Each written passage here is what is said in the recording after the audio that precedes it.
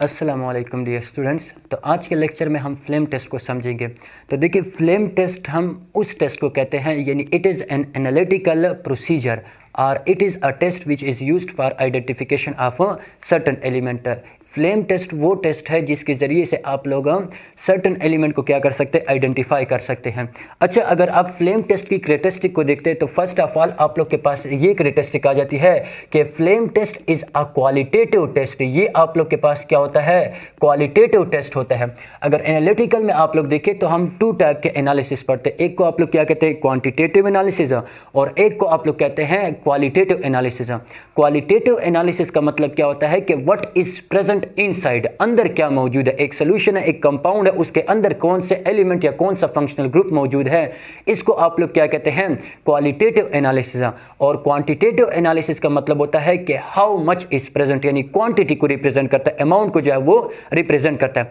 For example, मैं आप लोग को एक गिलास देता हूं जिसमें पानी मौजूद है, तो अब आपको मैं कहता हूं कि ये पानी खट्टा है, ये पानी आप लोग के पास मीठा है, तो आपको नहीं पता चलता है। आपको कब पता चलता है, जब आप इस पानी को टेस्ट करते हैं।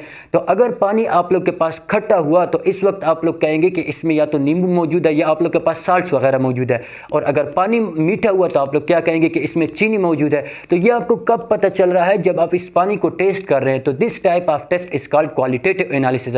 मतलब आपको ये पता चल रहा है कि पानी के अंदर या अगर मीठा हुआ पानी तो आप लोग क्या कहेंगे कि इसमें शुगर मौजूद है, और अगर पानी आप लोग के पास खट्टा हुआ तो आप लोग क्या कहेंगे कि इसमें साल्ट जो है वो मौजूद है। अच्छा, अब अगर मैं आप लोगों से कहूं कि कितना पानी में कितना शुगर मौजूद है या कितना साल्ट मौजूद है, तो आप लोग फिर से इसको टेस्ट कर लेंगे। तो अगर पानी ज़्यादा मीठा हुआ तो आप लोग क्या कहेंगे कि इसमें ज़्यादा शुगर है, और अगर पानी ज़्यादा खट्टा हुआ तो आप लोग इसको क्या कहेंगे कि इसमें ज़्यादा साल्ट है। तो मतलब क्या कि ये क्वांटिटी को रिप्रेजेंट करता है कि अगर ज़्यादा मीठा हुआ या कम मीठा हुआ तो चीनी ज़्यादा और कम होगी, या आप लोग के पास ज़्यादा खट्टा हुआ या कम खट्टा हुआ तो आप लोग के पास जो नमक है वो कम या ज़्यादा होगा। तो इसी वजह से आप लोग क्या कहते हैं कि this type of test is called quantitative analysis. इस एनालिसिस को आप लोग क्या कहते हैं, क्वांटिटेटिव एनालिसिस, जो आप लोग के पास रिप्रेजेंट करते हैं किस चीज़ को, क्वांटिटी को। अच्छा, फ्लेम टेस्ट की जो सेकंड कैरेक्टरिस्टिक होती है वो आप लोग के पास ये होती है कि फ्लेम टेस्ट आप लोग के पास is also called dry test. Flame test को हम क्या कहते हैं, ड्राई टेस्ट भी कहते हैं।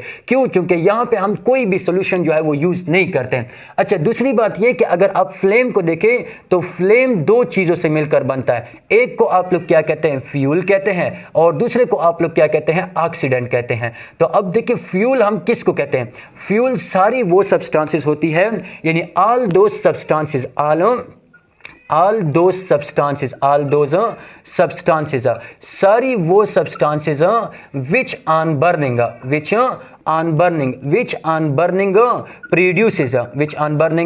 produces, जो जलने के नतीजे में आप लोग के पास produces हीट एंड लाइट, इसको आप लोग क्या कहते हैं, फ्यूल कहते हैं। यानी फ्यूल सारी वो सब्सटेंसेस होंगी जो जब आप इनको जलाते हैं तो आप लोग के पास हीट भी प्रोड्यूस करे और साथ साथ लाइट भी प्रोड्यूस करे, तो इसको आप लोग क्या कहते हैं, फ्यूल कहते हैं। और ऑक्सीडेंट आप लोग किसे कहते हैं, all those substances which help,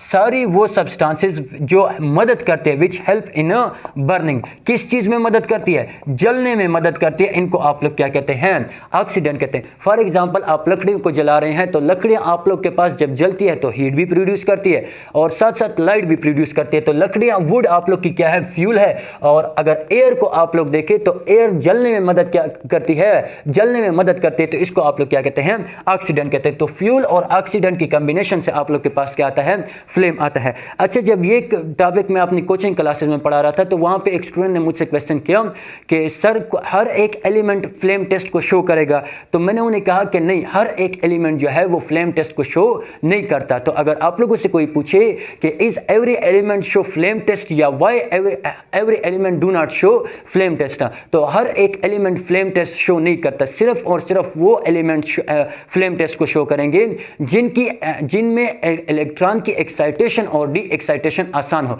या दूसरे अल्फाज में जिनकी आयनाइजेशन एनर्जी क्या हो, कम हो, वो एलिमेंट सिर्फ और सिर्फ आप लोग के पास क्या शो करेंगे, फ्लेम टेस्ट शो करेंगे। और दूसरी बात ये कि अगर आप फ्लेम टेस्ट को देखें तो ये आप लोग के पास इजीएस्ट मेथड होता है, ये आप लोग के पास क्या होता है, इजीएस्ट मेथड होता है कि इसके जरिए से आप अल्कली मेटल को जो है वो आइडेंटिफाई करते हैं, यानी flame test is the easiest method for the identification of alkali metal यानी ग्रुप फर्स्ट मेटल। अच्छा, अब फ्लेम टेस्ट होता किस तरह है, मतलब इसके जरिए से हम एक एलिमेंट को आइडेंटिफाई किस तरह करते हैं। तो फर्स्ट ऑफ ऑल आप फ्लेम के ऊपर एलिमेंट को रख देते हैं, तो एलिमेंट में अपने इलेक्ट्रॉन होते हैं, तो फ्लेम आप लोग के पास इस एलिमेंट को एनर्जी जो है वो प्रोवाइड करता है। तो एलिमेंट में इलेक्ट्रॉन है, अब ये इलेक्ट्रॉन क्या करते हैं, एनर्जी को एब्जॉर्ब कर लेते हैं। जब ये एनर्जी को एब्जॉर्ब करेंगे तो ये लोअर एनर्जी लेवल से जाएंगे हायर एनर्जी लेवल में।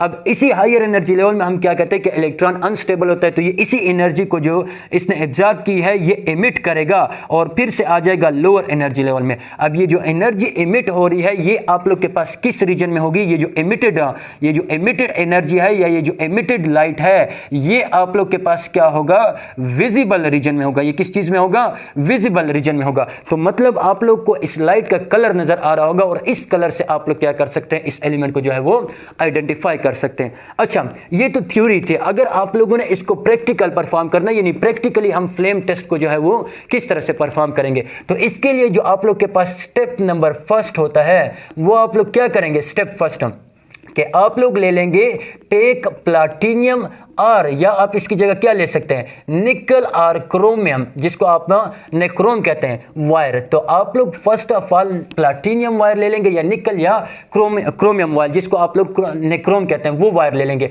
अच्छा, प्लाटिनियम वायर हम इसलिए क्यों लेते हैं, देखिए आप लोगों ने वो वायर लेना होगा जिसकी जो थर्मली क्या हो, ज्यादा स्टेबल हो। क्यों, क्योंकि अगर आप उस वायर को ले रहे हैं जो थर्मली लेस स्टेबल है तो इसके फ्लेम इसको क्या करेगा, एनर्जी देगा, तो इसके अपने इलेक्ट्रॉन एक्साइट और डी एक्साइट होंगे जिसकी वजह से इसका अपना कलर आएगा। तो प्लाटिनियम आप लोग के पास थर्मली मोर स्टेबल होता है, इसीलिए आप लोग क्या करते हैं, इसको लेते हैं। लेकिन प्लाटिनियम चूंकि आप लोग के पास इसके एक नुकसान यह है कि इसकी जो प्राइस होती है वो आप लोग के पास क्या होती है, हाई होती है, यानी प्लाटिनियम की प्राइस जो है वो आप लोग के पास क्या होती है, हाई होती है। अच्छा, जब आप इस वायर को ले लेंगे तो स्टेप नंबर सेकंड आप लोग के पास क्या होगा, स्टेप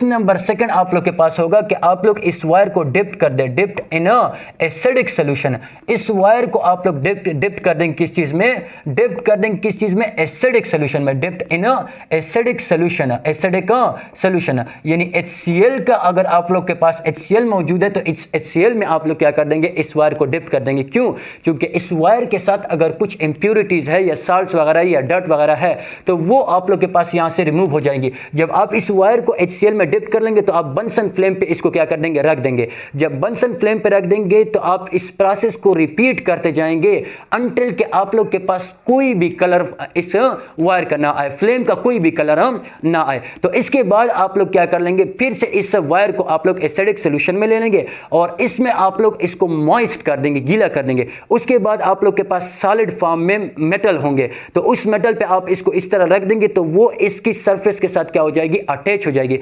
इसके बाद आप लोग क्या कर देंगे, इसको फ्लेम में रख देंगे। तो अगर कलर आप लोग के पास लाइट कलर हुआ, मतलब आप लोग के पास ज्यादा विजिबल ना हुआ, तो फिर आप लोग क्या कर देंगे, फिर से इसको मेटल पर रख देंगे, सॉलिड मेटल जो होगा, फिर इसको क्या कर देंगे, इस तरह रख देंगे। तो और फिर इसको इस तरह ये प्रोसेस फ्लेम पर रख देंगे। तो ये प्रोसेस आप तब तक रिपीट करते जाएंगे जब तक आप लोग के पास कलर जो है वो ज्यादा डार्क ना हो जाए। डार्क से मेरा मतलब यहाँ पे क्या है कि ज्यादा विजिबल ना हो जाए। तो फर्स्ट ऑफ ऑल आप लोग वायर ले लेंगे, इसको डिप कर देंगे HCl में और फिर इसको बंसन फ्लेम में रख देंगे। तब तक ये प्रोसेस आप लोग कंटिन्यू करते जाएंगे जब तक आप लोग के पास फ्लेम में कोई कलर ना आए। उसके बाद जब वायर कोई कलर नहीं आएगा तो इस वायर को फिर से आप लोग क्या कर देंगे, HCl से मॉइस्ट कर देंगे, एसिडिक सॉल्यूशन से मॉइस्ट कर देंगे और सॉलिड आप लोग के पास अल्कली मेटल मौजूद होंगे तो उसमें आप लोग इसको इस तरह रख देंगे तो वो इसकी सरफेस के साथ क्या हो जाएंगे, अटैच हो जाएंगे।